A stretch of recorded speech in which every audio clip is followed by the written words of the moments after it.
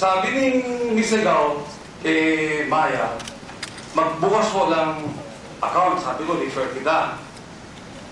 Gusto ni Mr. Gao na dollar.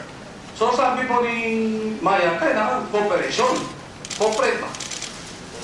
Kasi hindi pa ako Corporation. ng mga tao ko eh. So hindi ko masyadong maintindihan. So sabi ni Maya, kaya 5 tao para gumawa ng isang company para magbukas ko lang account. Okay, tuloy mo. So sabi ko, sabi ni Gao, bakit ang hirap yata magbukas account? So sabi ni Maya, ako na bahala. Tapos, nagmamadali din po ako, umalis. So sabi niya po, siya na bahala. Opo. Pagkatapos ko, Sige, tuloy mo. after, hindi ko po masyadong mataan, 2 to 3, tumawag ko siya. Sabi niya, kailangan ng $2,005.